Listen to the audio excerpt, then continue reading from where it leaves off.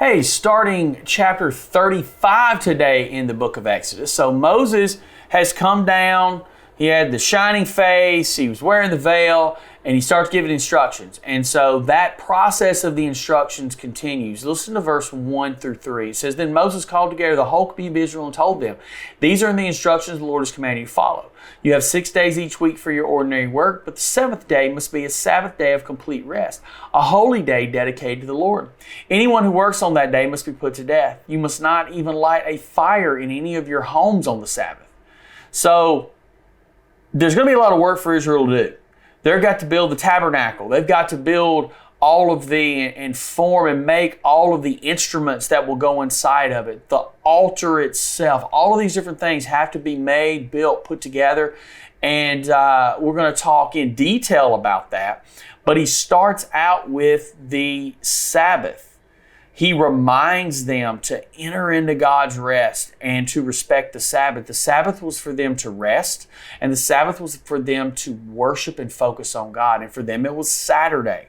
And this same principle holds true for us. We need to stop, and we need rest, and we need to take time to focus on the Lord. That same principle comes across. Yes, as Christians, we see the tradition that we worship on Sunday instead of Saturday, because Sunday being the Lord's Day when Christ was raised, and it separated Christianity from Judaism early on. But that same principle of rest, that same principle of worship, of devotion to God, and the filling up of ourselves with the things of God is still necessary. Now, it was pretty serious here, right? They were dedicating this. Anyone who works on that day must be put to death. This is a strict call of obedience, right? God calls them to obedience, and they can't do it. They struggle with this. But this was a very strict code that they had within the Old Testament on the Sabbath. Now, what is interesting here is, I think once we get to the New Testament, the Pharisees have taken the Sabbath and almost misused it in a lot of ways. Whereas there was I think a little different meaning that God had in the Old Testament. Because when you look at the Hebrew words here, there's two Hebrew words for work. There's avodah and malaka. Avodah is a general term meaning work, whereas malaka is a word related to business and things specifically forbidden on the Sabbath.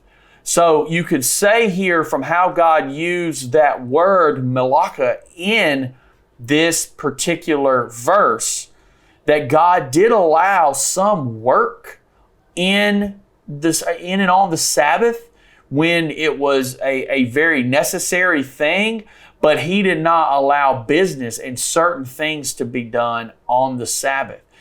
If your child is dying, please pick them up and take them to the doctor. Okay, things like that.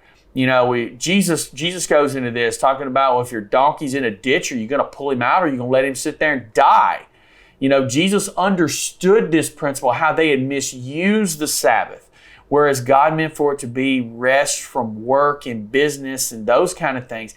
If there was a necessity that had to be done in that moment, you weren't breaking the Sabbath in that. It was the other side that really caused that issue. So, keeping it in proper order, understanding God's call to obedience. Be good.